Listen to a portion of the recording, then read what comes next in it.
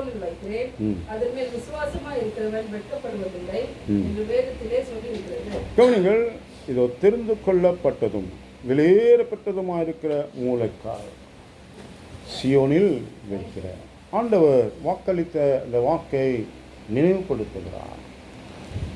போன வானங்களில் நாம் கவனித்தோம். அந்த கல் நமக்கான மூளைக்கல். அந்த கல்லின் மேல் விசுவாசமாக இருக்கிறவன் வெட்கப்படுவதில்லை, பதறான் என்பதும் நிச்சயமாகும். ஆகையால் என்று சொல்லப்பட்டிருக்கிறது. வாசிக்கலாம். ஆகையால் விசுவாசிக்கிற உங்களுக்கு அது வெளியேறப்பட்டது.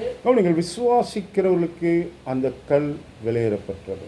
விசுவாசியாதவனுக்கு அந்த கல் இடறதுக்கான கல். ஒரே கல் தான். ஒருவருக்கு வெளியேறப்பட்டதாய் தோன்கிறது, மற்றொருக்கு இடரலாய் இருக்கிறது. இயேசு என்பவர் இயேசு என்பவர் வெளியேறப்பட்டவராய் சிலருக்கு தான் தோன்றுகிறார். அவர் வெளியேறப்பட்டவர் என்று அறிக்கையிடுகிறவன், அவர் வெளியேறப்பட்டவர் என்று கருதுகிறவர் தான் அவரை தேடி வருகிறார். விலை மதிப்பில்லாத பாக்கியம் இது தேவ சமூகத்தில் இருப்பது என்பதை உணர்ந்தவர்கள் அதற்கு எந்த விதத்திலாவது பிரயாசப்படுகிறார்கள். ஆதலால் இந்த நல்ல இரவில் நம் இரட்சகரை நாம் எந்த அளவில் வெளியேறப்பட்டவராய் கருதி இருக்கிறோம், இது எவ்வளோ விலை கொடுத்து வாங்கியிருக்கிறோம் என்று நம் கையில் இருக்கிற பொருட்களை பற்றி நாம் சொல்வோம். அந்த விலை மதிப்பை நாம் பார்க்கும் பொழுது அதை பத்திரப்படுத்துவதில் நாம் கவனமாக இருக்கிறோம். அப்படிதான் நம் இரட்சகருடைய அன்பில், அவருடைய காண வாழ்க்கையின் ஓட்டத்தில், அவருடைய செயல்பாட்டில் நாம் கொண்டிருக்கிற அக்கறை தான் அவரை நாம் எந்த விலையில் கருதி வைத்திருக்கிறோம் என்று தெளிவாகும். வெளியேறப்பெற்ற அவருடைய ரத்தம் என்றார். அவர் இன்னைக்கு வெளியேறப்பெற்றவர் என்ற உணர்வு என்னில் இருக்கிறது என்பதில் நாம் கருத்தாக இருப்பது மாத்திரமல்ல, அதை காண்பிக்கவர்களாக இருப்போம்.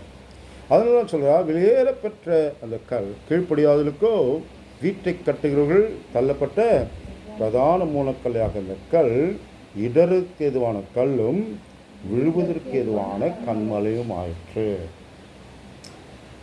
ஏன் அவர்களை விழுவதற்கு காரணமாக இருக்கிறார்? அவர்கள் காரணம் அவரல்ல. இந்த கல் எதிர்க்க தான் இருக்குன்னு தெரியாதா, பார்த்து வரக்கூடாதா சொல்ல மாட்டாங்க. எத்தனை முறை வந்து இருக்கிற இந்த கல் நம்ம வீட்டு கல் முன்னால் பாறாங்கல் இருக்குது தானே. எங்கள் பெருமை வீட்டுக்கு போனீங்கன்னா அவங்க வீட்டுக்கு எதிர்க்க ஒரு பெரிய பாறை உண்டு. அந்த பாறைக்கு அப்பால் தான் அவங்க வீடு உண்டு. அப்போ அந்த கல்லை போய் நான் இடைத்து கொண்டானா எத்தனை முறைடா வர உனக்கு தெரியாதான்பார்கள். அந்த கல் ஒன்றும் மறைவாக இல்லை. அவனா இடிக்கு விழணும், இடரல் ஆகணும் என்பதுக்காக இது வைக்கப்படலை. அந்த கல் வெளியேறப்பட்ட கல் என்று சொல்வாள். காரணம் என்ன? அங்கே தான் நாங்கள்லாம் நெல்லை அடிச்சுக்கிறோம் ஈஸியாக இல்லை, நாங்கள் அங்கெல்லாம் போத்தவில்லை. அப்போ அந்த கல் அவளுக்கு வெளியேறப்பட்டதுக்கு எனக்கே தான் இடரலாக இருக்குன்றாங்க. அப்படி என்றால் கிறிஸ்துவானவர் இடரலாக இருப்பதற்கு காரணம் என்ன? Why God Jesus as a stone for they are the stumbling. அவர்களுக்கு அவர்கள் இடரலாக இருப்பது காரணம் என்ன என்றால் ஏராளங்கள். ஒன்று நாம் படித்தோம், விசுவாசிக்கவில்லை. விசுவாசியாதனுக்கு தான் இடரல். விசுவாசித்துனா அவர் உனக்கு வெளியேறப்பட்டதாக தோணிடுவார். அவர் விசுவாசியாத காரணம் என்னவென்றால் அவனுடைய மனதில் நிறைய கற்பனைகள் இருக்கிறது. நேற்று ஒரு ஆட்டோவில் வந்தேன். நான் நேற்றில் சொன்னேன், ஐயா ஒரு கோயில் பற்றி சொன்னேன். அந்த கோயில் பேர் சொல்ல வேண்டான்னு எனக்கு. அந்த கோயில் யாருக்கு வச்சாருன்னு தெரியாது. அங்கே முருகேசனார் இருக்கிறாங்களா அந்த யாருன்னா அவர் அங்கே ஒன்று அந்த எனக்கு ஏசு சொல்லி தான் யார் தெரியுங்க. ஆமாங்க, உலகமே இயேசுவை தான் ஆராதிக்கணுன்றாங்க மனுஷன். அவர் தானங்க வச்சு சரித்திரமே பிரித்து இருக்கிறான். ராமனை வச்சா பிரித்தோம் அப்படின்னா அவர் தானேங்க. ஆனால் முஸ்லீம் ஏற்றுக்க மாட்டான், இந்த இந்து ஏற்றுக்க மாட்டான்றான். அவர் ஏனோ தீக்காவும் இருப்பார்னு நினைக்கிறேன். ஆனால் ஒன்று எனக்கு தெரிகிறது, அவர்களுக்கு விசுவாசம் இல்லை. காரணம் ஒன்று கவனிப்போம். 1 கொரிந்தியர் 1 அதிகாரம் 23ஆம் வசனம் முதல் வாசிப்போம்.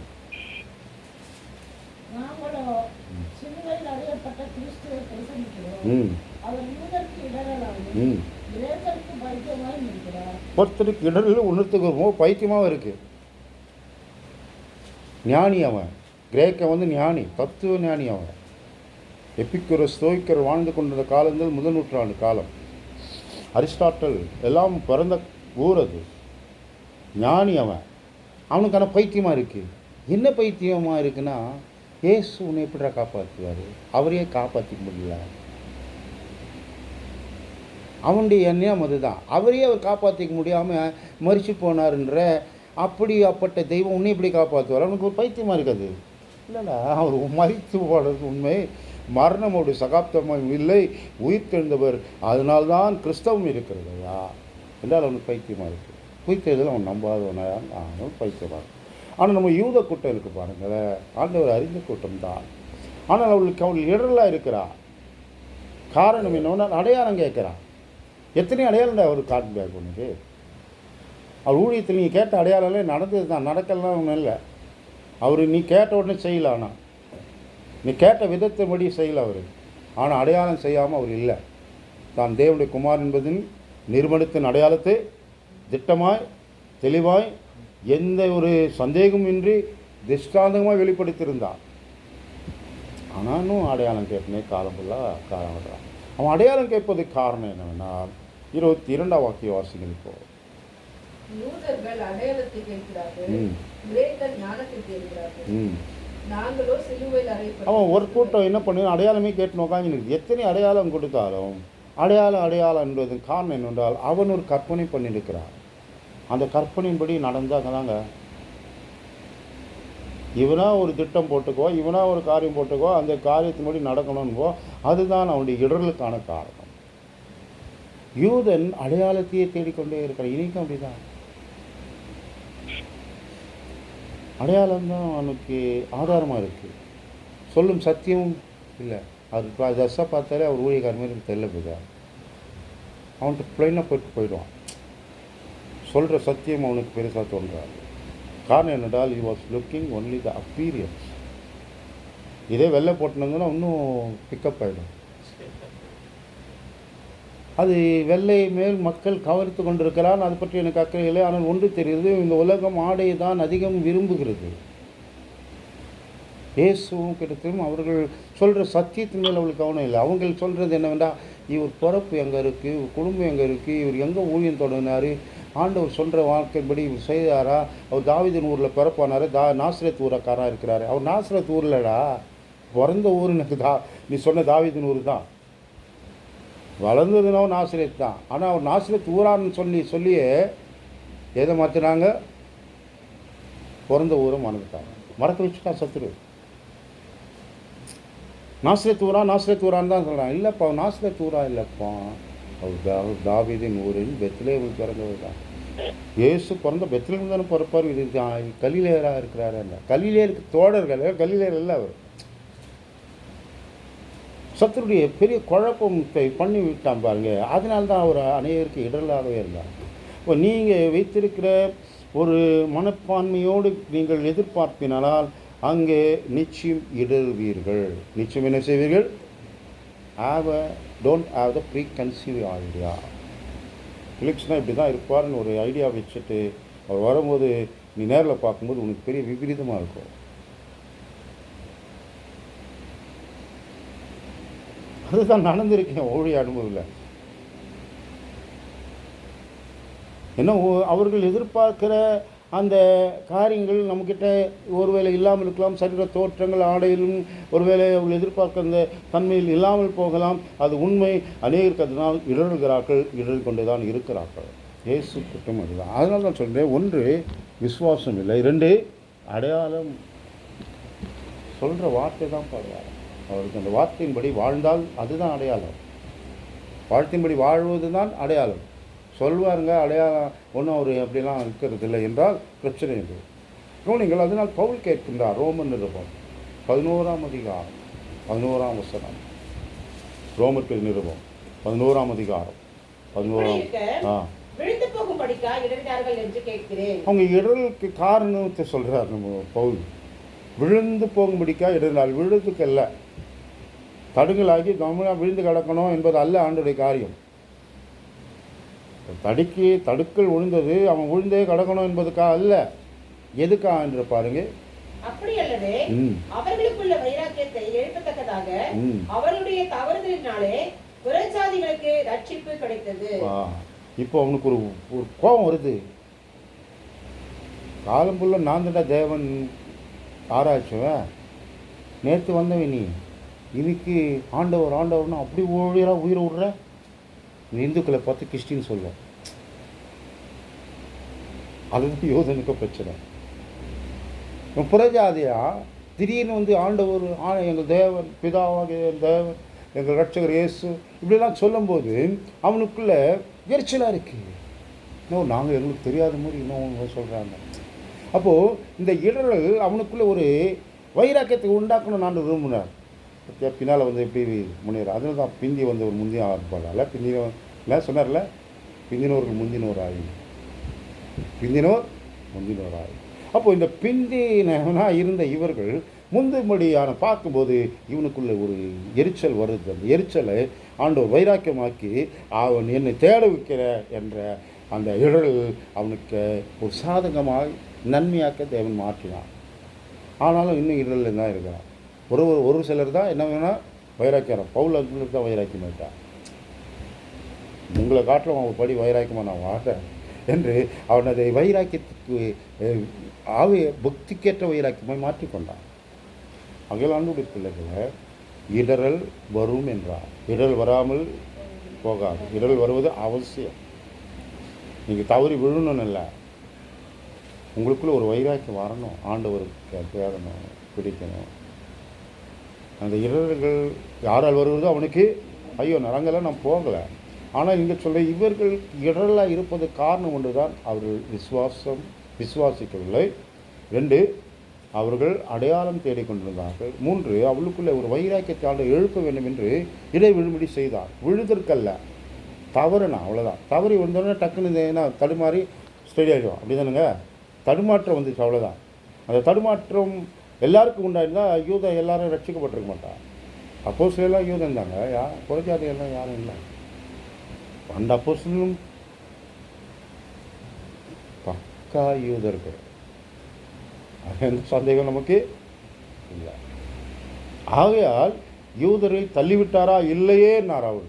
அவளை கேட்குறால இல்லையே, நான் ஆபிரகாமின் சந்ததியார், பெஞ்சமின் கோத்திரத்தார். அப்படி இருக்கும்போது எல்லாம் யூதனை தள்ளி விட்டான்னு சொல்கிறதெல்லாம் தப்புடா என்றார். சரி கவனிப்போம். ஆண்டோடைய பிள்ளைகளே, நீங்கள் நன்றாய் ஓடினீர்கள், உங்களை தடை செய்தவன் யார்? அப்படி தானே கேட்குறார் பவுல் கலாத்திய சபைக்கு 5ஆம் அதிகாரம் 7ஆம் வாக்கியத்தில்.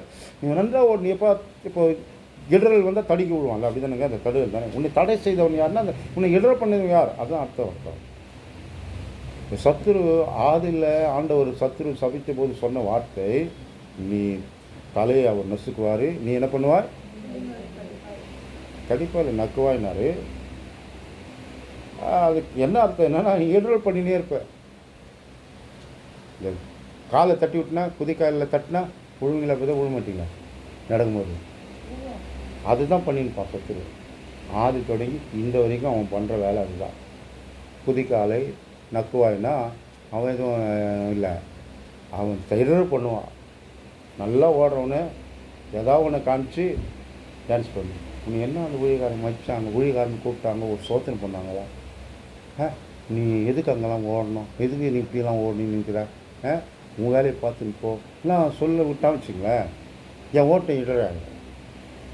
இல்லை எவன் மச்சானா எவன் மதிக்கலைன்னா எனக்கு அது பிரச்சனை இல்லையா, நான் போக வேண்டிய பணி, என் செய்ய வேண்டிய பணி என்ன, எனக்கு ஒன்று நியமிச்சுக்க, அதை செய்து முடிச்சுட்டு போயின்னு இருக்கேன், அவ்வளோதான். இதில் யார் எனக்கு கிரீடம் கொடுத்தா, யார் எனக்கு கிரீடத்தை கைட்டு தூக்கி மாட்டி வச்சுன்னா, இதெல்லாம் எனக்கு பிரச்சனை இருக்கிறோட அதனுடைய பார்வையை தள்ளி வரும்போதெல்லாம் வந்து தான் இடர்ன்ற.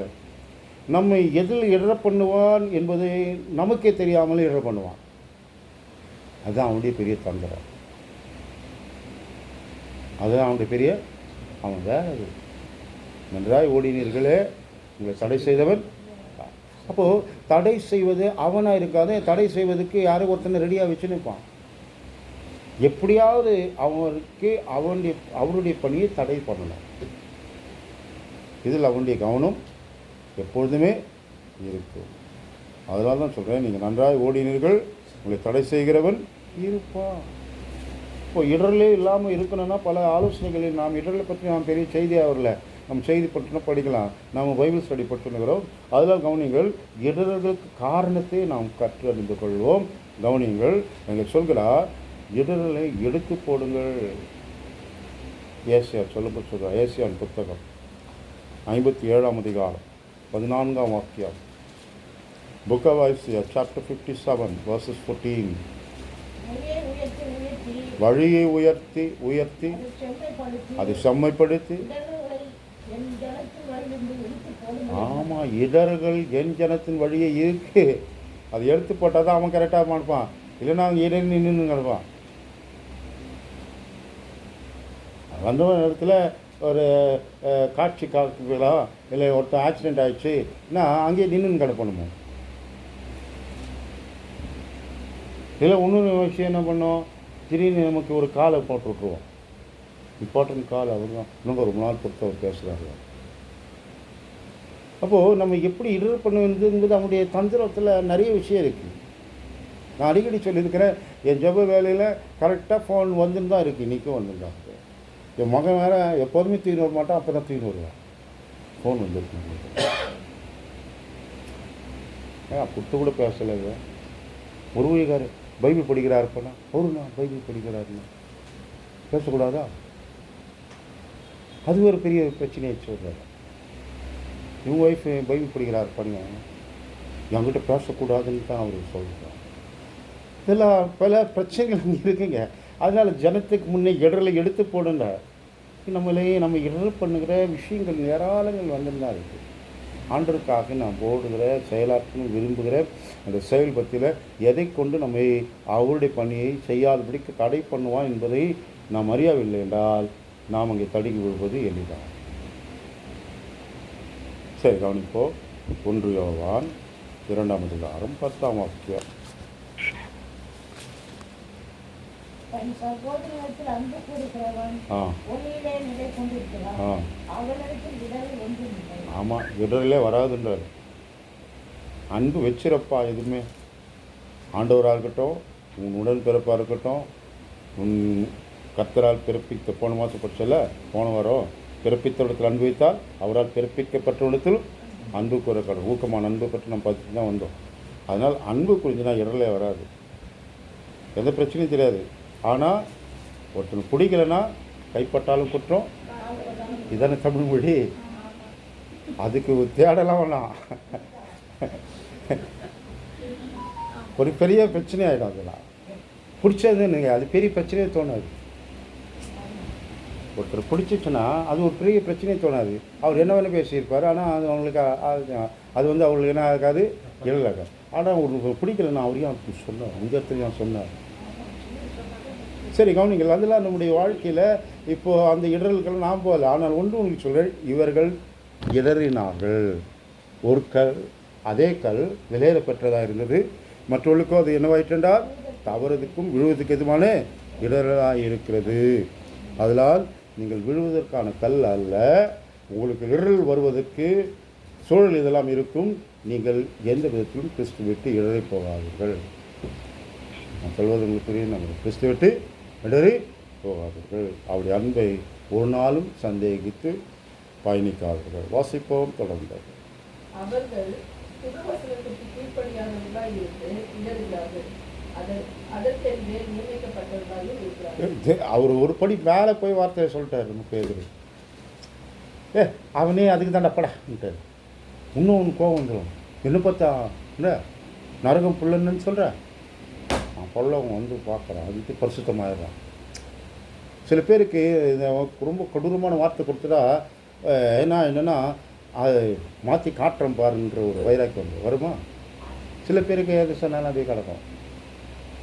இந்த வார்த்தையை இவருக்கு சொன்னது காரணம் என்ன, இவங்களுடைய ஈழ்ச்சி உண்டாக்கணும் தான். நியமிக்கப்பட்டவன் ஆண்டவர் யாரும் நியமிக்கலைங்க. அப்படி நம்ம எந்த பைபிள் ஸ்டடியோ நித்தியத்துக்கு நீங்கள் தான் நியமிச்சோன்னா அவர் தாளை கூட்டின்னு போக போகிறாரு.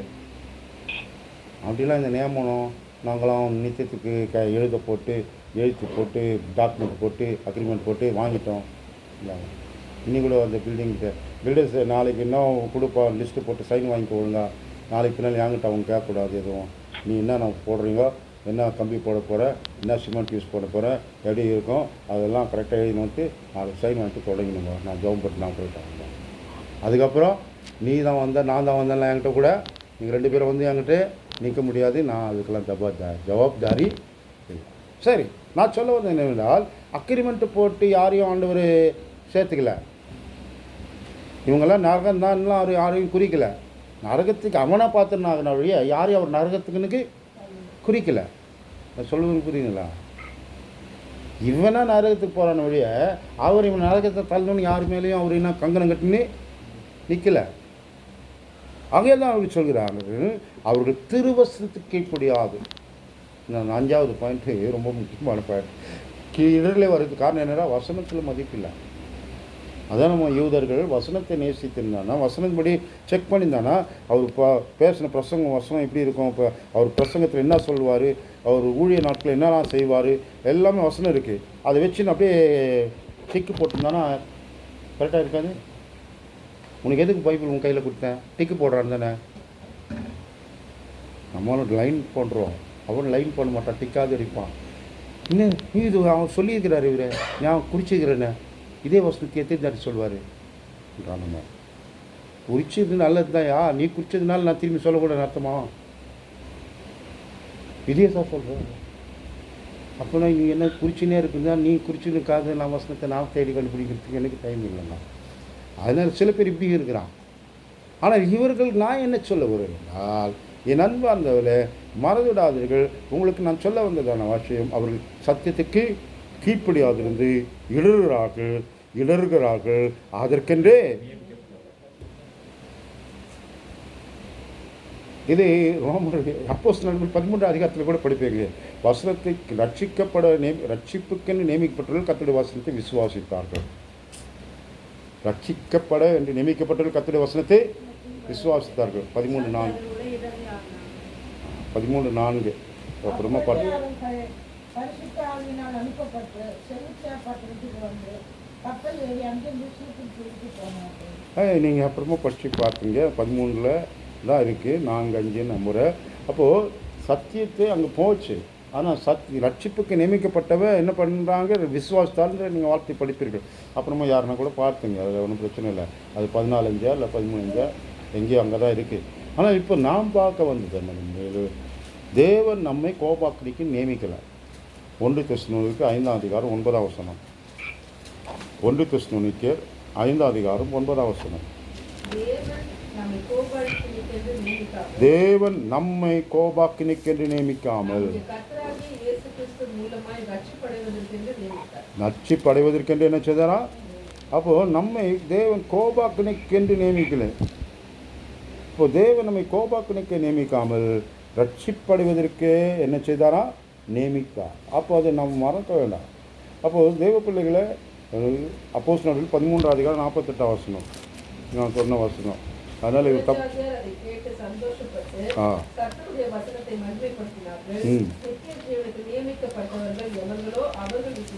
ஆமாம்.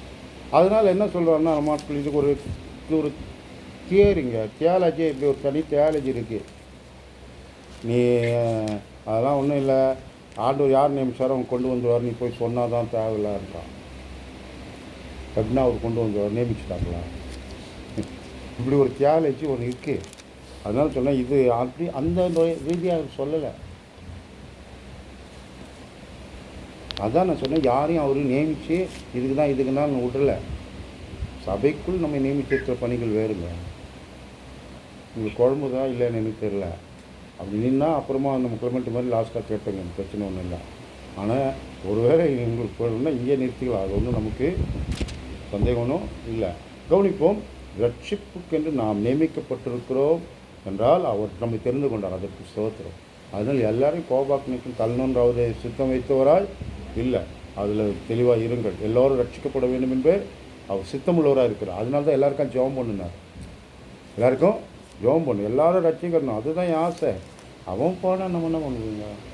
தொடரலாம். 1 கொரிந்தியர் மணி 1 பேசுவோம். வரவழைத்தவருடைய புண்ணியங்களை அறிவிக்கும்படிக்கு தெரிந்து கொள்ளப்பட்ட சந்ததியாயோ ராஜரீகமான ஆசாரிய கூட்டமாயோ பரிசுத்த ஜாதியாயும் அவருக்கு சொந்தமான ஜனமாயும் இருக்கிறீர்கள். நீங்களோ ஒரு கூட்டம் போயிடுச்சுடா, நீங்களோ பத்திரமா இருக்கன்றார். அந்த காலத்தினின்று என்ன செய்தும் நம்முடைய ஆச்சரியமான ஒளிரத்தில் வரவழைத்தவருடைய புண்ணியத்தை தெரிவிக்கணும். அதுக்காக தான் தெரிஞ்சுக்கினார். வந்துட்டு நான் யார் தெரியுமா, எந்த வேலையிலேருந்து தெரியுமா, அது எழுதி கொடுத்துட்டு வந்து தெரியுமா, இதை வந்து சொல்லிங்க. அதில் அதுதான் எனக்கு தெரியுமே, இதையே சொல்லின்னு போனோமா வந்துட்டு இப்படி ரிட்டையர் ஆகிறது அடுத்த மாதத்தில் அவனே அனுப்பிச்சிடுவான். இவர் வந்துட்டு வரப்போ தான் எழுதி கொடுத்துட்டு நாண்டு இருக்கா வந்துட்டு தெரியுமா, எழுதி கொடுத்துட்டு வந்துட்டு தெரியுமா, எப்போ எழுதி கொடுத்துட்டு வந்தேன்னா அவன் போய் எழுதி கொடுத்துட்டு வந்தேன் எப்போ, அது விசாரிச்சிங்கன்னா பிரச்சனை ஆகிடும். அவன் எழுதி கொடுத்துட்டு வந்தேன். சரி எப்படிங்க நான் சொன்னேன், டிஜிஎஸ் ஐயா கூட அடிக்கடி தான் சொல்லியிருப்பேன். நான் அவருக்கு விரோதியெல்லாம் அவருக்கு எனக்கு அவருக்கு எதிரியே இல்லை. நான் பேங்க்கில் மேனேஜராக இருந்தேன். வந்துட்டு என்ன குறைச்சல் ஒன்று வச்சார் ஆண்டவருக்கு நான் கேட்டேன். பேங்க் மேனேஜர் இருந்தால் காரணியை வாங்கியிருப்பியான்னு கேட்குறேன். அந்த காரணியாக வேலை பேசுறதுக்கு ரெடியாக இருக்கான். எந்த சூழ்நிலை தெரியல. அங்கே இருக்கிற ஜனங்கள்லாம் ஜெபம் பண்ணுங்க யாருன்னு. ஒரு முறை தான் அந்த இடத்துக்கு போகணும். நான் அந்த நிலையில் இருக்கிறோம். நாங்கள் இவ்வளோ இடத்துல இந்த கிறிஸ்டியன் சாப்பிடணும், கிறிஸ்தவர்கள் தான் இங்கே அதிகம் இருக்கிறோம். இந்த இடத்துல எடுத்துன்னு வந்து இப்போது ஈசா வந்துட்டதுலேருந்து அவன் இந்து நிறைய வந்து நிற்கிறா. எங்களுக்கு வீடை விடு நிற்கிறான். எல்லா கிறிஸ்டின் இது வரைக்கும் யாருக்குமே இந்துக்கு வீடு விட்டதில்லை. அவன் கொஞ்சம் வாடகை அதிகம் தரேன்னு சொன்னால் ஆசைப்பட்டுரும். எடுத்துன்னு வந்து செலவு வச்சுருவாயா, 100 வீடு கிறிஸ்டின் வீடு ஐயா இங்கேன்றான். நம்ம டிஜிஎஸ்ஸு ஃப்ளாட்டு போட்டு விற்றுட்டு போயிட்டார். அவர் முடிஞ்சிச்சு அவர் கதை. இதை விற்ற ஒன்று அவரு சொல்லிட்டார், யாரும் கிறிஸ்தவருக்கு அல்லாது விற்கக்கூடாதுன்னு சட்டம் போட்டு போயிட்டார். அந்த சட்டத்தை அவன் காவல் பண்ணுறேன் எனக்கு தெரியாது. சரி நம்ம சரிங்க, அவர் காசு ஒன்று ஃப்ரீயெல்லாம் கொடுக்கல. அந்த இடத்த அருமையாக இருக்குது. அந்த இடங்கள்லாம் வீடுங்க, ஒரு 100 வீடு ஃப்ளாட்டுங்க, எல்லாம் ஒரு கிரவுண்ட் இடம் எல்லாம் நல்லா கட்டிக்கிறோம். நம்ம ஆட்கள் இங்கே தான் பேங்க்கில் மேனேஜர் வந்து கிறிஸ்டின் பேர் படிச்சுருக்கிறேன். நான் சென்னையில் தான் இருந்தான்றார். எனக்கு அவரை கோயம்புத்தூரில் தான் போய் பார்க்குறேன். சென்னையில் எனக்கு அறிமுகம் ஆகலை. சரி அவங்க பொண்ணு அவ்வளோ அருமையாக ஒரு வீடை கட்டி கொடுத்துறா. நீ சென்னையில் இருந்தாலும் ஒன்று தான், கோயம்புத்தூரில் இருந்தாலும் ஒன்று தான். நாங்கள் இந்தியாவுக்கு வந்தால் அங்கேயும் வருவோம், இங்கேயும் தான் வரப்போகிறோம். அங்கே சென்னையில் இருந்துக்கு வரப்போகிறோம். நேராக கோயம்புத்தூருக்கு வந்துடும் ஃப்ளைட்டில். நீ இங்கே வந்துடு, நான் உங்கள் அழகாக வீடு கட்டித்தரேன்னு கட்டி கொடுத்தாயா. ஆர்கிடெக்சர் அந்த பொண்ணு அழகாக கட்டிக்கிறான். அம்மா அப்பா கட்டி கொடுத்துருக்குறான். அப்பப்போ போவோம் ஏன் நாங்கள். சரி கவனிங்கள், நான் உங்களுக்கு சொல்ல வந்த விஷயம் நான் சொல்லிட்டு போகிறேன் என்னவென்றால், புண்ணியத்தை அறிவிக்க தெரிவிக்கப்பட்டது. அதை தெரிவின்றேன் நான். எதையோ தெரிவிச்சுன்னுக்கிறான் மனுஷன். அவர் உனக்கு செய்த புண்ணியங்கள், ஆமாம் நிறைய காரியங்கள் அவர் ஏராளங்களை உனக்கு செய்திருக்கிறார். புண்ணியங்களை தெரிவிக்கும்படி தெரிந்து கொள்ளப்பட்ட சந்ததி, ராஜரிக ஆசாரிய கூட்டம், பரிசுத்த ஜாதி. 3 வார்த்தையை பண்ணி போயிருந்தார். 3வது தான் ராஜரிக ஆசாரிய கூட்டம். அப்போ சொந்த ஜனம் 4 ரைட். அப்போது முதல் சொல்கிற ஆச்சரியமான ஒளி ஐயா, த மார்வலஸ் லைஃப். நீ வந்திருக்கிற இடம் லைட்டு போட்டு உன் பிரகாசத்தை காண்பிக்க வேண்டியதில்லை. உன் பிரகாசம் நீ கீழ்ப்படிந்து வாழ்கிற அந்த வாழ்க்கையில் அது வெளிச்சம் போட்டு காமிச்சிடும். ஏன்னா நீ வந்திருக்கிற இடம் அப்படிப்பட்ட ஒரு ஆச்சரியமான ஒளி. ஒரு ஒளியாக இருக்கிறார். அப்படி தானே சொல்லுங்க. எந்த மனுஷனையும் பிரகாசிப்பிக்கிற மெய்யான ஒளி.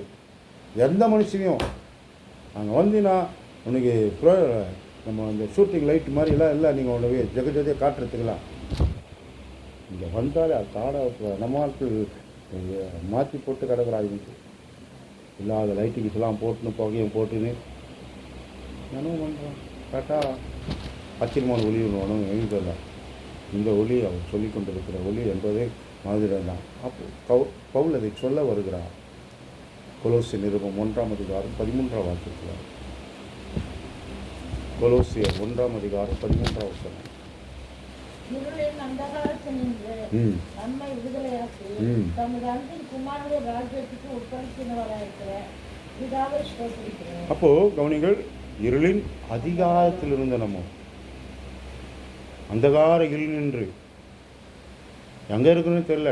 அந்தகாரத்து இருளில் போட்டால் என்ன ஆகிடுமா? காலை ஆச்சா, நைட் ஆச்சா, பகலாச்சா, எத்தனை நாள் ஆச்சா தெரியவே தெரியாது. அது காலத்து தண்டனை அப்படி தான் கொடுத்தான்.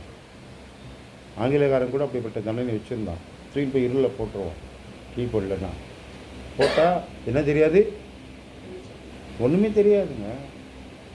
காலை தெரிஞ்சால் தான் பசி ஆயிடுச்சு, டைம் தெரியும், ஒன்றும் தெரியல. எத்தனை நாள் ஆச்சுன்னு ஒன்றும் தெரியாது.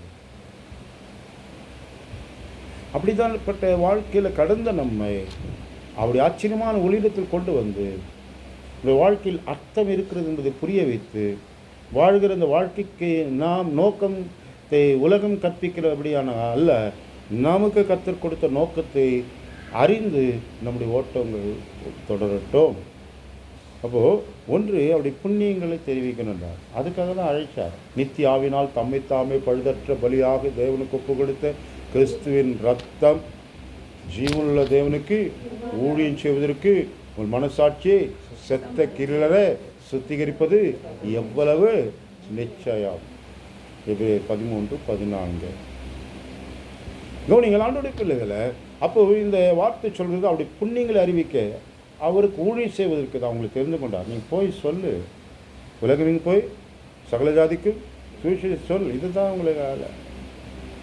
அப்போஸ்தலருக்கு தான் இல்லை, அது அந்த பாரத்தை உங்கள் கையில் கொடுத்துட்டு போயிருக்கிறாங்க. அந்த பொறுப்பை உங்கள் கையில் இப்போ கொடுத்துட்டு போயிருக்கிறாங்க.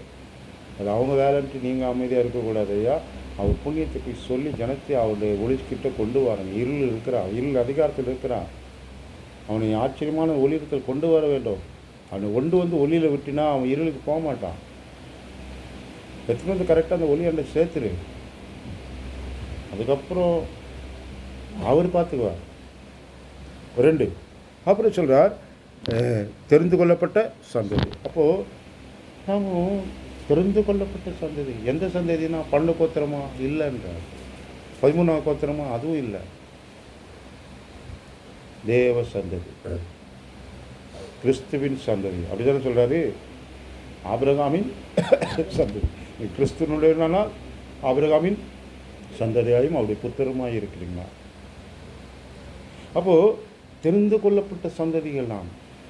யூதர்கள் தெரிந்து கொள்ளப்பட்டவர்களாய் இருந்த காலங்கள் உண்டு, ஆனால் இன்று அது இல்லை.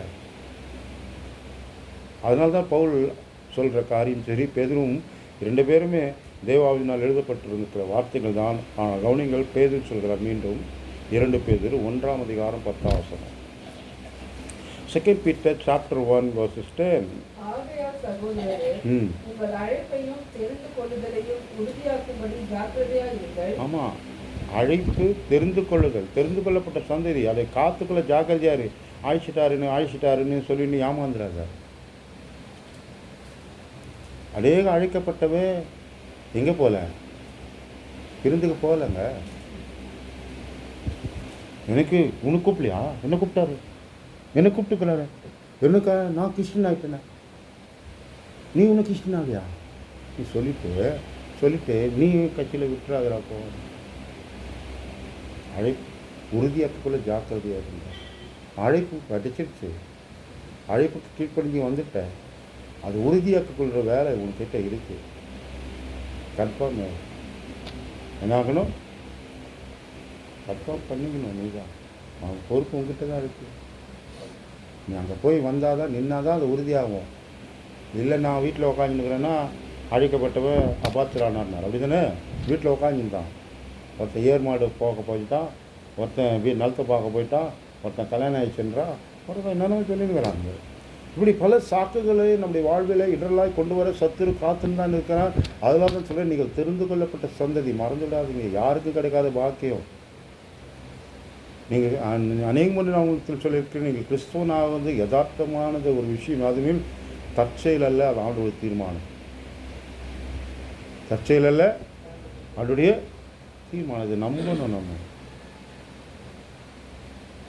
இதுதான் யதார்த்தம். அவர் தீர்மானித்ததுனால தான் நம்ம வந்துருக்குறோம். இல்லைன்னா நான் எங்கேனா ஏன் சேற்ற சுற்றின்னு கடந்துருப்பேன். என் பையன் கேட்டான், நீங்கள் நல்லா படிச்சிருந்தீங்கன்னா என்ன ரெடியாக இருக்கும்? ஏன் சேற்றில் தான் இருந்திருப்பேன். படிப்பு கோளாறு ஆளுனாலும் நான் இங்கே இருக்கிறேன். அதனால் ஏதோ ஒரு வேலை அவர் விஷயம் இருக்குது அவர்கிட்ட. அப்புறம் நான் படிக்கிறதெல்லாம் என்ன விரும்பினாலும் படிச்சிடறேன். அதெல்லாம் ஒன்றும் பிரச்சனை இல்லை. அதெல்லாம் ஒன்றும் தெரியும். அது தடல் வந்தது எல்லாம் நல்லதுக்கு தான் ஆச்சு.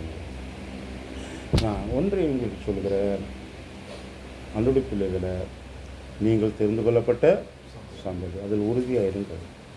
3, அங்கே தான் இருங்க, ராஜரீக ஆசாரியமான கூட்டம், ராஜரீகமான ஆசாரிய கூட்டம்.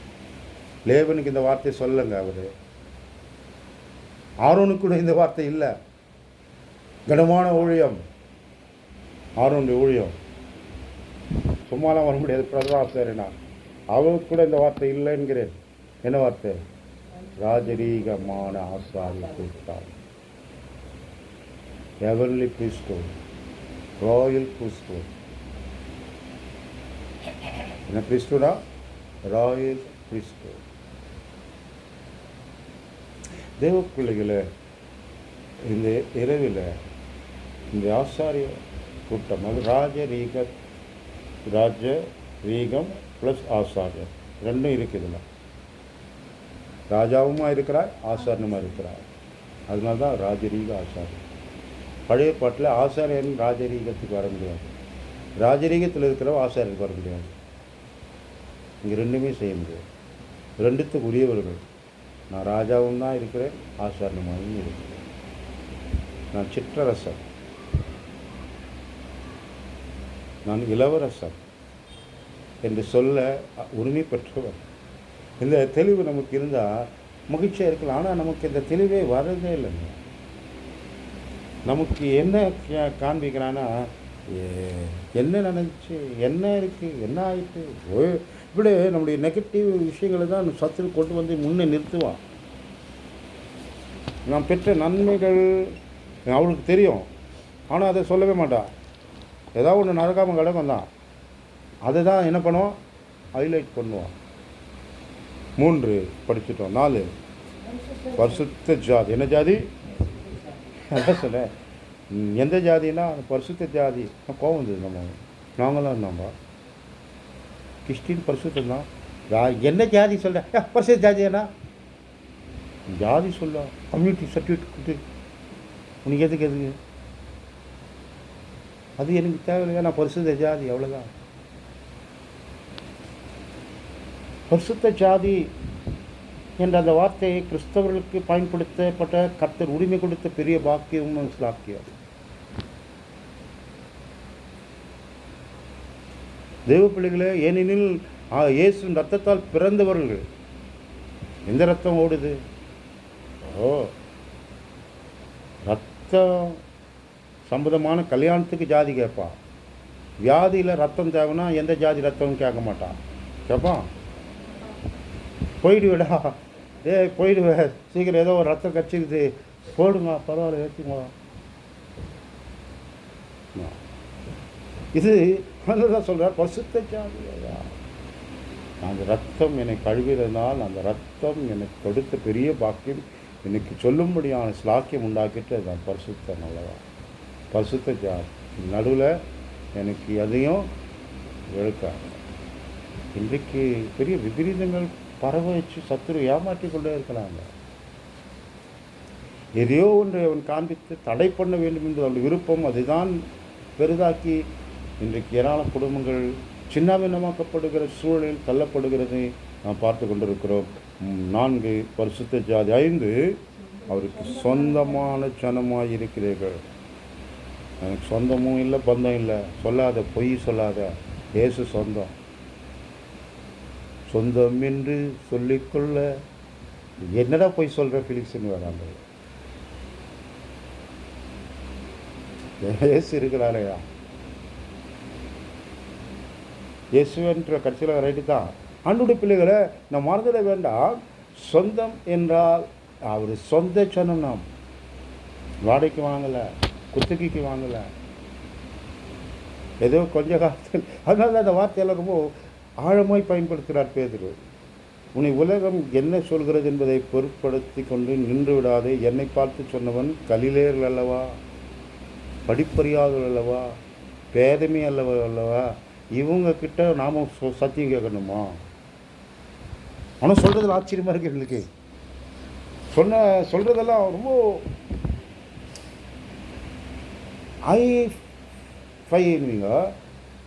So grammatical. ஓ என்கிட்ட ஒரு சகோதரி அந்த தம்பி கூட ஒர்க் பண்ண நர்ஸு வந்து நல்லா பேசுகிறாரு. ஆனால் அப்பப்போ சென்னை பாஸ் வருது. என்ன பாஸ் வருது? சென்னை பாஸ் வருது. அந்த பாஷையும் நான் கவனிக்கலையா? நான் பண்ண வேண்டிய சத்தியத்தை சொல்லிட்டு நான் போகணுன்னு நான் பார்க்குறேன். அதுக்காக என்னை தென் மாவட்டம்னா காண்பிக்கணும்னு நான் பிரயாசப்பட்டேன்னா கொஞ்சம் கஷ்டமாக. தென் மாவட்டமாக நான் காண்பிக்க எனக்கு அவசியம் ஒன்றும் இல்லை. ஆனால் அந்த பாஷை என்பதே மக்களுக்கு சரி கவனிப்போம். நீ பேசுவது கலிலே அவரோடு இருந்தவன், உன் பேச்சு வெளிப்படுத்துது. உன்னுடைய பேச்சுகள் அதை மெருகுப்படுத்துவது நல்லது, தவறுன்னு இல்லை, தவறுன்னும் இல்லை. அதில் நம்ம கவனம் செலுத்தலாம், ஒன்றும் தப்பும் ஒன்றும் இல்லை. ஆனால் ஒன்று மாத்திரம் உங்களுக்கு தெரிஞ்சுக்கிட்டோம், நீங்கள் யார் என்றால் அவருக்கு சொந்தமானது. இப்போது நம்ம தென் மாவட்டத்துக்கு சொந்தமானா தெரிஞ்சிச்சுன்னா பிலிக்ஸ் இப்படிலாம் இருக்கிறது தேவையில்லை. எங்கள் பிலிக்ஸ் செல்வகுமார் எங்கள் தென் மாவட்டம் தான்ட்டார்னா போதும். எனக்கு மணியாட்டுக்கு சைன் போகிறதுக்கு டைம் இருக்காது. அப்படி தான் இருக்கும். ஐயோ உங்களுக்கு தென் மாவட்டம் நினச்சங்க குத்துந்த காசு நிறுத்தி தான் நேரில் பார்த்த பிறகு அதுக்காக பயமாக இருக்குது. நம்ம சில பேர் பார்க்குறது ஒரு நம்பிக்கை கொடுத்துருக்குறான், ஏதோ நம்ம ஊழியத்தை நேரில் பார்த்த பிறகு இந்த ஊழியக்காரங்க கொடுத்தோம், இவரும் பெரிய அப்படி இருப்பார் இப்படி இருப்பார்னு நினச்சோம். அப்படி தாங்க சித்தூரில் ஒன்று குடும்பம் நிறுத்திடுச்சு. மாதம் மாதம் எனக்கு ஒரு காணிக்கை வரும், நல்ல காணிக்கை தான், கத்திரிக்கு ஸ்தோத்திரம். இப்போ காணிக்கை நம்பி நான் போகல. அவர்கள் பார்வையில் அவர்கள் எதிர்பார்த்த ரீதியில் நான் இப்போ தோற்றம் இல்லை என்பதை தெரிந்த உடனே அவர்கள் தோற்றத்தை தான் பார்த்திருக்கிறார்கள், இல்லாமல் எதை பார்க்கவில்லை. அதுதான் புரிந்து கொண்டேன். சரி கவனிப்போம். அதனால் நான் அதிகமாக இது நிமித்த அவசியம் நிறுத்திட்டேன்ல, அதிகமாக நம் ஆரம்பம் தொடங்கி நாம் போகிறதை நான் பழப்பித்துக் கொள்ளவில்லை. தொடர்வோம், வாசிப்போம். நம்முடைய கை நேரம் இருக்கிறது. முன்னே நீங்கள் தேவனுடைய ஜனமாக இருக்கவில்லை, இப்பொழுதோ அவருடைய ஜனங்களாய் இருக்கிறீர்கள். முன்னே நீங்கள் இரக்கம் பெறாதவர்களாய் இருந்தீர்கள், இப்பொழுதும் இரக்கம் பெற்றவர்களாய் இருக்கிறீர்கள். நம்ம 1ஆம் அதிகாரத்தில் படிக்கும்போதே நம்ம இதை படித்தோம். முன்னே நீங்கள் எப்படி இருந்தீங்க? நான் பரிசுத்தர், அதெல்லாம் நீங்கள் பரிசுத்தராக இருங்கள். அந்த வார்த்தை முன்னால் சொல்ல, முன்னே நீங்கள் எப்படி இருந்தீங்களோ அதை விடுங்க. முன்னே நீங்கள் நடந்த வாழ்க்கைக்கு நீங்கள் இருக்கக்கூடாது. இனிமேல் இப்போ நீங்கள் சொந்த ஜனம்னு சொன்ன மாதிரி யாருக்கு சொந்த நீ கேட்பாங்கள்ல, அது ஜாடியே தெரியலையே. நீ இன்னொருத்துவேன். எங்கள் தம்பி ஹாஸ்பிட்டலில் போனால் எல்லாம் ஒரே ஜாடியாக இருக்கீங்க, உங்களை எப்படி நாங்கள் கண்டுபிடிக்கிறது? அங்கே இருக்கிற அட்டண்டன்ஸ்லாம் எனக்கு சல்யூட் அடிப்பான். எங்கள் தம்பி தான் நினச்சிக்குவாங்க. அப்புறம் தான் தெரியும் தம்பி இல்லை. தோற்றங்களும் டக்குன்னு அவனால் கண்டுபிடிக்கிறதுக்கு கொஞ்சம் கஷ்டமாக. அப்போது எந்த சொந்தம் என்பதை கேட்கும்போது முற்காலத்தில் வாழ்க்கை நீங்கள் இப்போ வாழ்ந்தீங்கன்னா உங்களை அவன் சந்தேகப்படுவான், இடற விடுவான். கிறிஸ்தவன் இப்படி தான் இருப்பான்டுவான். ஒரே வார்த்தையில் இவனை மாதிரி தானே அவன் ஆராதிக்க கடவுளை இருப்பான்டுவான். அப்படிதானங்க சொல்கிறானுங்க, அப்படி தான் சொல்கிறான்.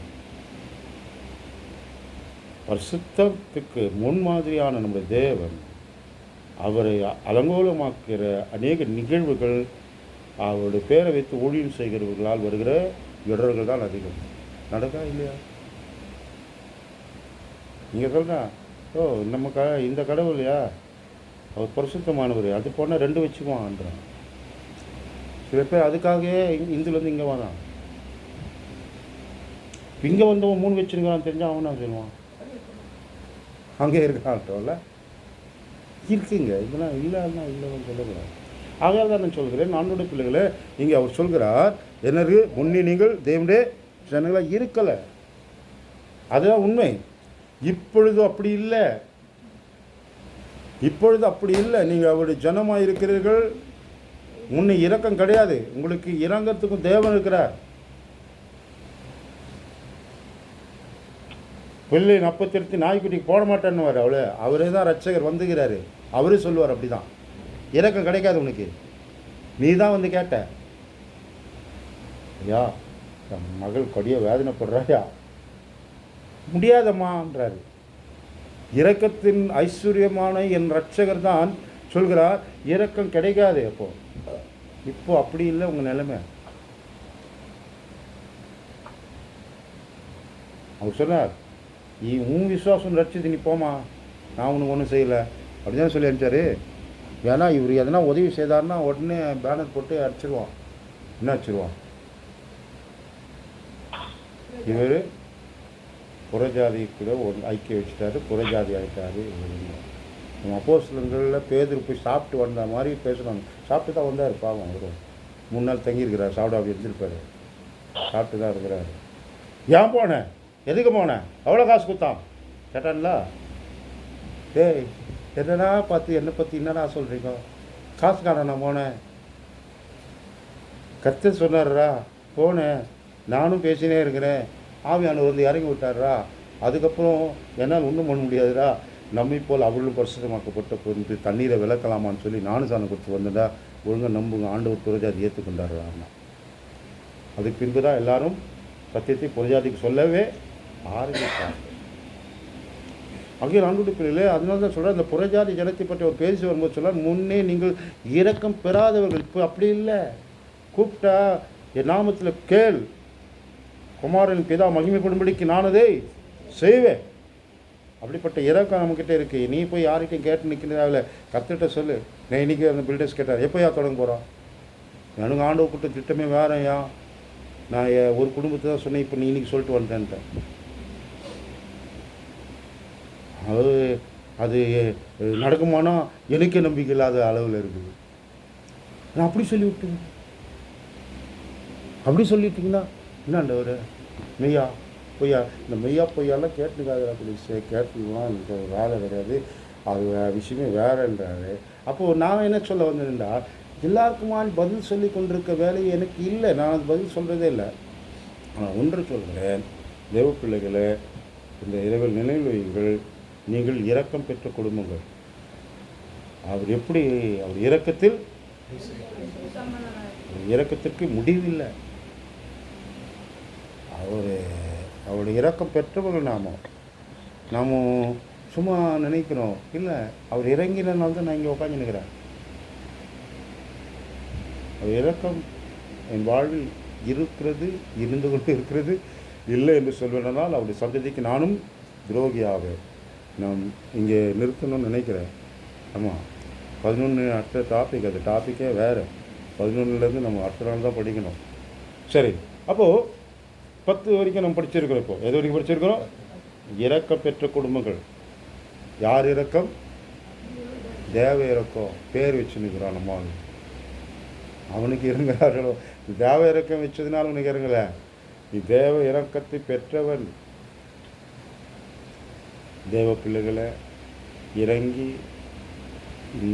இறங்கி உங்களுக்கு மன்னித்தது போல நீங்களும் பிறருக்கு இரக்கம் உள்ளவர்களாக இருங்கள்.